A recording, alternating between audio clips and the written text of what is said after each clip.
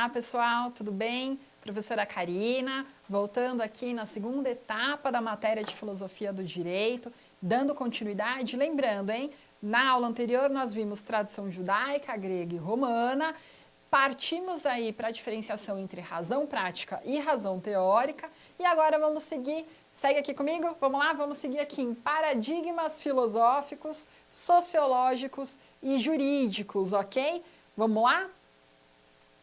Aqui o nosso contatinho. Evolução da razão teórica, tá? Então a gente falou lá atrás de razão teórica, o que era, para que servia, e vamos falar agora um pouquinho da evolução da razão teórica, tá? Para a gente falar de evolução, nós temos que entender que ela ocorre a partir de paradigmas. Veja, temos 3 paradigmas aqui: paradigma da ontologia, do sujeito e da linguagem. Não se preocupem aí em vocês tentarem entender, poxa, professora, evolução, paradigmas, absorverem aí a concepção de quais paradigmas vêm primeiro, de quais vêm depois. Compreendam a ideia. Se vocês pegarem a ideia de como a evolução aconteceu, vocês vão ver que é tudo uma questão de raciocínio, é tudo uma questão lógica, e vão conseguir absorver todos os paradigmas de todas as áreas aí com muita tranquilidade, ok? Lembrando que paradigma é a perspectiva, tá bom? Então estou vendo a revolução teórica, a evolução da razão teórica de acordo com a perspectiva, de acordo com o paradigma da ontologia primeiro, ok? Beleza? Pega essa dica, vamos lá então, hein? Paradigma da ontologia. Ontologia, vocês têm que pensar em essência, vocês têm que pensar em objeto. Quando eu falo em ontologia, essência é objeto. Quando eu falo paradigma da ontologia, o que eu quero dizer? Que eu descubro, eu tenho a concepção, os conceitos das coisas a partir da observação do objeto. Então lembra quando a gente falou de razão teórica, observação da natureza? O que eu estou observando na natureza? O objeto, ok? Fechado? Então, essência, conhecimento do ser, ótica do objeto. Temos aqui ainda na ontologia a questão da teleologia metafísica. Então, lembrando de novo da aula anterior, quando eu falei de natureza, quando eu falei de observação da natureza, eu falei de finalidade. Lembra disso? Que a gente também usou as palavrinhas ali que são mais difíceis para vocês ficarem espertos, traduzirem aí na cabeça para a prova ficar mais fácil. Eu falei de telos, que é fim, finalidade. Teleologia nada mais é que o estudo da finalidade, olha aí. Então, teleologia, estudo da finalidade. Metafísica, aí outra palavrinha que a gente tem que lembrar no paradigma da ontologia, metafísica, ou seja, a gente tem que olhar para a natureza para conseguir entender as coisas como são, para conseguir extrair o conceito, olhar para o objeto para conseguir definir o ser, para conseguir definir as coisas como elas são, ok? Ficou claro? Partimos então na sequência paradigma do sujeito. Estamos ainda, lembra, razão teórica, entendendo aí como é a concepção das coisas. Eu não tenho mais observação do objeto, eu não tenho mais aí a essência, agora eu tenho a questão do sujeito, consciência, percebe? Não é mais essência, é consciência. Sujeito é o paradigma do sujeito, a gente tem a consciência, o homem aí como centro de percepção, ok? A gente deixa de olhar as coisas como elas são e passamos a olhar a experiência que o homem tem com as coisas. Olha aí, caráter experimental. Então, eu, homem, eu, sujeito, acho que a coisa é de uma determinada maneira, não apenas por observá-la, que é o paradigma da ontologia, paradigma da essência, mas por senti-la, por experimentá-la, por vivenciá-la. Olha só, aí uma evolução. Então, paradigma do sujeito, eu tenho a questão do caráter experimental, a questão do que eu acho daquela coisa à medida que eu a experimentei, que eu desfrutei daquilo, ok? Então, retomando, o homem é centro de tudo. Por isso a gente tem aí o chamado de nominalismo, que chamamos de nominalismo, ok? Fechado?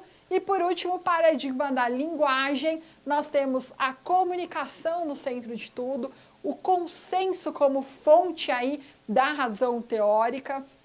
A gente passa a ter a definição das coisas a partir do debate, a partir da conversa, da discussão, da argumentação, que é o que a gente chama aqui de reviravolta pragmático-linguística, olha só. Então não vejo, olha só a evolução, via as coisas a partir do objeto, passei a ver a partir do que eu sinto desta coisa.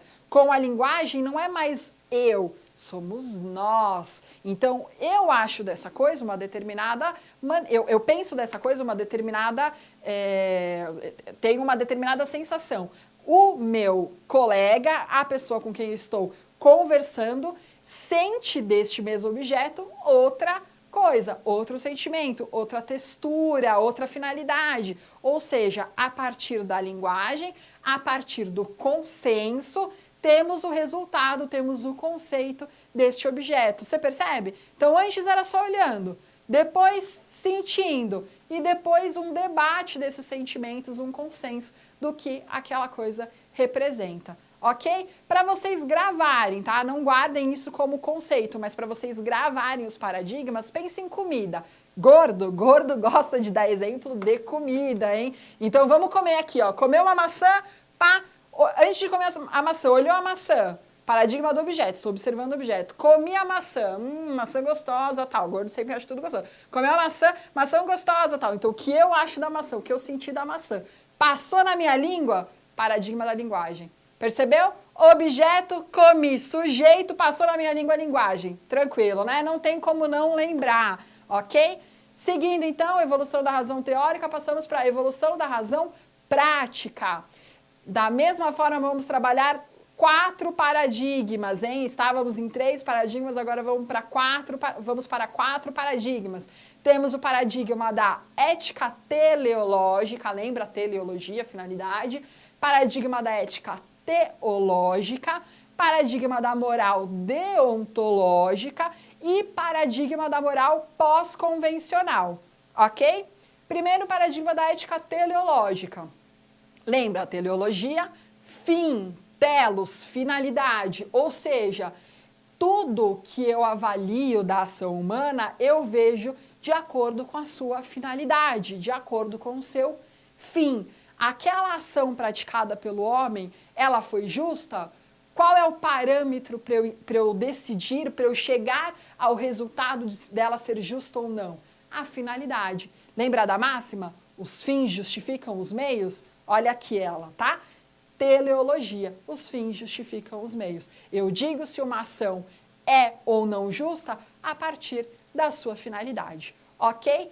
Na sequência, olha a evolução. Saímos aí da teleologia e passamos para teologia, ou seja, a ação humana passa a ser julgada, passa a ser valorada de acordo com a vontade de Deus, de acordo com o que o cristianismo pregava. Então, estou agindo de maneira adequada? Estou agindo de maneira justa, correta? Estou trabalhando em consonância com a verdade? Qual é o parâmetro para eu ter essas respostas? A vontade divina, o cristianismo, ou seja, o paradigma da ética teológica. Ok? Fechado? Sequência, paradigma da moral deontológica. Não tem como falarmos em deontologia sem mencionarmos Kant. Olha aqui, hein? Kant, já abre twin do cérebro, hein? Kant, temos aí outro importante filósofo da filosofia do direito que devemos mencionar, ele já aparece aqui em moral deontológica. Temos o que chamamos de reviravolta copernicana, guarda isso, reviravolta copernicana. O que acontece aqui? Na moral deontológica, há uma evolução da teologia. Por quê? Kant olhava para a humanidade, olhava para os homens e via que a ética, o ethos, a ética, era diferente para cada ser. Ou seja, não há como você ter numa mesma sociedade uma única regra de comportamento vinda de Deus, já que as pessoas são diferentes uma das outras. Ou seja, o que é ético para mim não é ético para o meu colega, não é ético para o meu irmão. Você tem várias éticas, você tem um conjunto de éticas possíveis. Ou seja, nós temos aí uma secularização. Saímos da questão da fé, da crença de que há um Deus que determina a ação humana, que determina o que é ético, o que não é, o que é justo, o que não é, e passamos a nos fundamentarmos na razão. Então, o que é ético e o que não é passa a ser algo deduzido de forma racional e de acordo com a ética do sujeito, de acordo com a sua ética, já que temos aí essa complexidade na nossa sociedade, ok? Beleza? Tranquilo? Então, saímos agora do paradigma da moral deontológica e vamos falar do paradigma da moral pós-convencional. Veja, percebem a evolução? Antes a gente falava de finalidade, teologia, lembra a questão da natureza. Passamos para teologia, já tem a questão da fé, Deus que determinava a ação do homem. Fomos para a moral deontológica, onde há muitas pessoas tendo cada uma ética, uma concepção de ética dentro do seu raciocínio, da sua reflexão filosófica. Ou seja, não há como acreditar que um único Deus determina aí o que é certo e o que é errado. E passamos para o paradigma da moral pós-convencional. O que acontece aqui? Entramos com a moral discursiva. Vamos aqui mencionar Appel e Habermas, ou Appel e Habermas. Ação gera interação social, utilização da linguagem, consenso, a chamada aí ética do discurso. Lembra da evolução aí da razão teórica? O que a gente mencionou? Temos o objeto, passamos a ter o sujeito e depois passamos a ter o consenso. É o que acontece aqui, o consenso. Anteriormente, aqui com Kant, entendia-se o quê?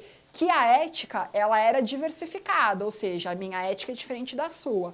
Com a pós-convencional, entende-se que é importante ter uma ética só. Só que como definir qual ética é importante? Qual conduta é a mais adequada? O que é o mais correto? Com base na argumentação, com base na discussão entre as pessoas, com base aí na interação social, ok? Então você tem na moral pós-convencional, no paradigma da moral pós-convencional, a questão do consenso, do debate, da discussão, para que cheguemos aí no que é adequado em termos de ação humana, ok? Ética do discurso, lembrem disso, ética do discurso, ok? Fechado? Seguimos então, falamos de evolução da razão prática, evolução da razão teórica, vamos entrar agora em paradigmas sociais.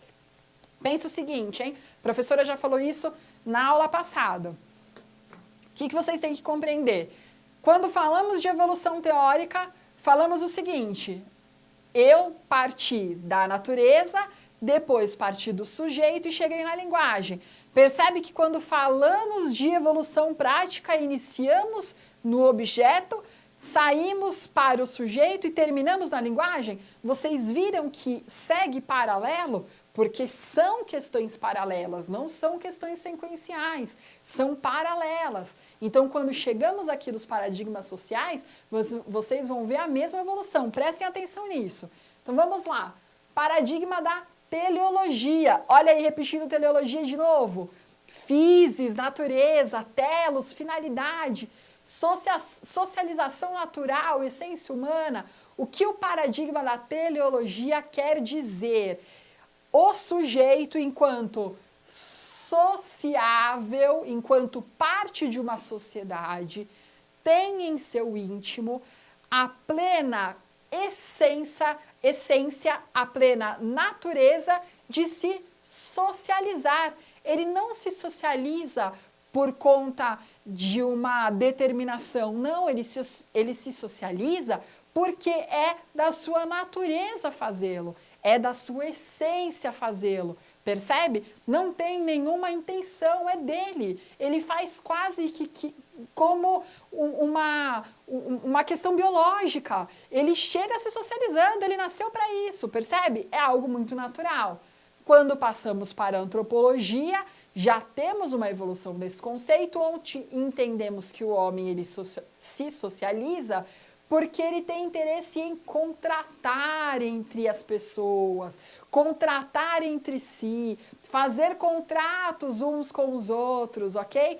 É a estrutura antropocêntrica, ok? Aqui não podemos deixar de mencionar Hobbes, Locke, Rousseau. Olha aqui a palavrinha aqui, Hobbes, Locke, Rousseau. São aí pessoas que iniciaram o paradigma da antropologia, defenderam que o direito natural ele vem com uma questão racional, ele vem com uma questão já focada na racionalidade e no interesse de contratar, ok? Tem um desprendimento metafísico, sai aí um pouco da questão da essência, da natureza, deixa de ser tão abstrato para ser uma questão mais de execução. O contrato, ele é uma execução, ele é uma ação formal, percebe-se? E aí você tem automaticamente resultados distintos da sociedade. Por quê, professora? Pensa, se eu estou trabalhando com o paradigma da antropologia, automaticamente eu estou dizendo que os homens em si contratam uns com os outros. Os homens determinam o que é certo, o que é errado, o que deve ou não contratar. Eu estabeleço que o direito natural ele é pensado. Aí vem, todos os homens pensam da mesma forma? Todos os homens se comportam da mesma forma? Não. Ou seja, a sociedade ela acaba tendo resultados distintos de acordo com a postura de cada homem. Se eu sou um homem que nasci para o bem, eu tenho uma sociedade que é boa, que tem boas práticas. Se eu sou um homem que nasci para o mal, eu tenho uma sociedade com práticas negativas, com práticas ruins. Então eu tenho resultados distintos. Porque isso, lembrando, estou falando da antropologia, de uma estrutura antropocêntrica. O homem está no centro de tudo, ok? Fica tranquilo, né? Não tem como errar. Vamos lá. Seguindo ainda em paradigmas sociais, paradigma da filosofia da história. Outros nomes aí que precisamos lembrar, guarde, é muito importante. Kant, Hegel e Marx, vou falar deles daqui a pouquinho. É importante entender que no paradigma da filosofia da história, tem-se que a racionalidade é quem determina o desenvolvimento do ser humano, o desenvolvimento da sociedade, da humanidade. Ele determina para que caminho vamos, ele determina o nosso destino, olha aqui. Então eu não tenho as coisas como fruto do acaso, eu não tenho os resultados de maneira a não conseguir prever o que vai acontecer. Eu tenho no paradigma da filosofia da história o poder em minhas mãos de definir o que vai ou não acontecer ali na frente. Por quê? Porque as ações humanas sou eu que executo. Ou seja, eu tenho o poder com a racionalidade de identificar, de garantir qual será o meu futuro. Vê aí que evolução? Com isso, veja só, a gente começa a ver vertentes contrárias em questões sociais sobre o Estado. Por isso é importante vocês lembrarem de Kant, Hegel e Marx. O que acontece? Com o Estado, nós temos a seguinte postura aí social. Kant e Hegel veem o Estado como uma garantia de sociabilidade. Sem o Estado, eu não consigo me socializar. Eu preciso de um poder soberano para que haja essa relação social, para que os contratos prevaleçam. Agora, Marx, veja, já vê diferente. Entende que o Estado é negativo, entende que o Estado, na verdade, ele é opressor, ele é algo a ser eliminado. Olha só, hein? Você vê posições bem antagônicas com relação ao Estado. Agora, o que de mais relevante nós temos é a emancipação do gênero humano, ou seja, a gente para de ser fruto aí da teologia, fruto de mandamentos divinos, de determinações de ordem divina, para ter total poder sobre aquilo que nós executamos. Olha aqui, ó, atrelado à razão, que é o telos racional. Ok? Fechado? Seguindo então, paradigma da sociedade complexa. Quem trouxe a estrutura aí do paradigma da sociedade complexa foi Luhmann. Olha só, lembra que eu falei ali na linguagem que tinha muitos pensadores, muitas éticas? Estou falando lá atrás, hein? Ainda na questão dos paradigmas não sociais. Eu estou falando da questão... Vamos voltar aqui só para vocês lembrarem. Lembra aqui, ó, razão prática? Olha aqui, ó, moral pós-convencional, eu não tenho consenso, a ética do discurso, ok? Viu aqui? Então, olha só que show. Linguagem, autorreflexão, você percebe? É só vocês entenderem que nós estamos trabalhando, lembra que eu falei lá atrás, de maneira paralela. Então, quando eu falo de sociedades complexas, eu trago o quê? Que nós temos muitos homens, cada um com uma percepção de ética diferente e com a discussão, com a linguagem, com a reflexão, nós temos o que é adequado em termos de comportamento. Aí que entramos no âmbito da sociedade com a democracia. Olha só o que é bom e o que não é. Veja que interessante, aí que entramos com a democracia. Entendemos que há uma pluralidade de ética, lembra? Ethos, E-T-H-O-S. Democracia acaba sendo aí um marco forte de um paradigma social, que é o paradigma da sociedade complexa, utilização da linguagem e autorreflexão do direito, ok? Tá fácil, não tá? Tá tranquilo? Não tem como errar, gente. É importante que vocês vejam aí essa sintonia entre a evolução de cada ótica. Estamos tratando aí das questões sociais, das questões jurídicas, das questões racionais. Verificando isso, vocês veem que não tem erro, tudo segue a mesma linha, ok? Tá fácil, hein? Tá bem fácil. Vamos entrar agora em paradigmas do direito, iniciando com o justnaturalismo. Você fala, professora, graças a Deus é uma coisa que eu lembro da faculdade, hein? Justnaturalismo. Vimos muito, né? Vimos muito na graduação. O justnaturalismo trata, lembra lá, se eu estou falando que a gente tem uma sequência lógica, que tem uma sequência paralela, automaticamente eu falo em natureza, falo em metafísica, ok? Lembraram? Então, metafísica, direitos naturais, ordem natural. Lembra que eu mencionei? Cosmos, ordem natural, cosmos.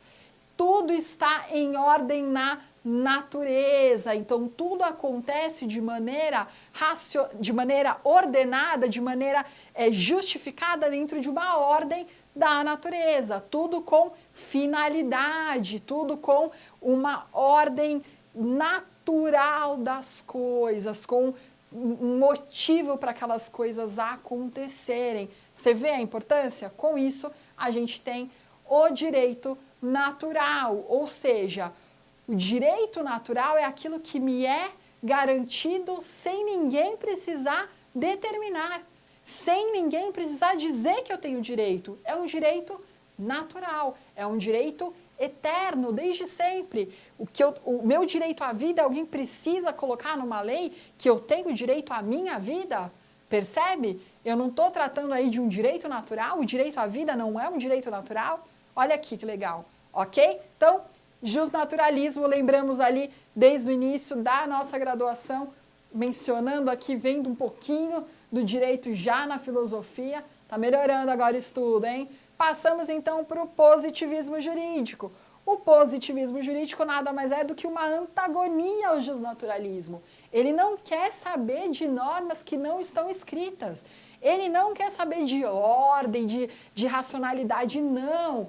Para ele, norma é tudo que está escrito, tudo que está determinado. Olha só, pós-metafísico. O direito é criado pela vontade dos homens, pela vontade humana. Eu tenho aquele direito porque eu quero, então eu legislo sobre ele, ok? Há uma separação neste caso separação entre direito e moral, separação entre direito e moral. Por quê? Vamos lá, fazer um raciocínio. Justnaturalismo, eu tenho no meu íntimo, eu tenho na natureza algo da minha essência que me diz que eu tenho direito a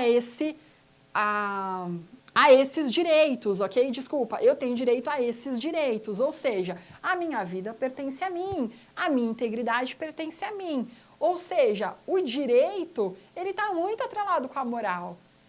Eu sei que aquilo é meu porque moralmente é adequado, você concorda? Quando eu falo em positivismo jurídico, esquece a moral. Se está escrito, é direito. Se não está escrito, não é direito. Não importa a moral no positivismo jurídico. A gente tem que se ater ao que está escrito, ok? E pós-positivismo, que é onde nós estamos hoje no direito, hein? É a nossa atualidade. O pós-positivismo, no pós-positivismo nós trabalhamos a questão da união do direito e da moral. Uma lei que não tem por objetivo a justiça, que não tem por objetivo a moral, é uma lei injusta, é uma lei que não cumpre a sua finalidade. Então, no pós-positivismo, eu tenho aí a conexão entre o direito e moral. Por isso, nós entramos aí numa ideia, numa reflexão que a norma é dividida em regra e princípios, ou seja, não importa o que eu tenho escrito, independente disso, eu tenho princípios, ou seja, ideias não escritas, concepções não escritas, que se aplicam aos casos, principalmente aos casos mais difíceis, aos hard cases, ok? Então, no pós-positivismo, eu uno novamente direito e moral para ter aí um bom resultado no meu julgamento, um bom resultado no meu processo, para garantir, obviamente, a justiça, ok? Encerramos aqui. Gente, espero que vocês tenham entendido, tá bom? Lembre, é tudo muito trabalhado de forma paralela. Se vocês compararem as evoluções e todos os paradigmas, vocês vão ver que é uma questão lógica, não tem confusão, ok? Se você trabalha aquele estudo de maneira sequencial, pode confundir. Por isso, inclusive, eu defendo que essa matéria não poderia ser dada nos anos iniciais de direito, porque a maturidade é muito importante para você entender algumas concepções. E essa, certamente, é uma fase muito boa para vocês relembrarem isso, porque consegue absorver de maneira completa, adequada e ter bons frutos aí nos seus exames, ok? Gente, manda mensagem, ficou com dúvida, manda e-mail, estamos aqui para atendê-los, tá bom? Beijo grande, até mais, valeu!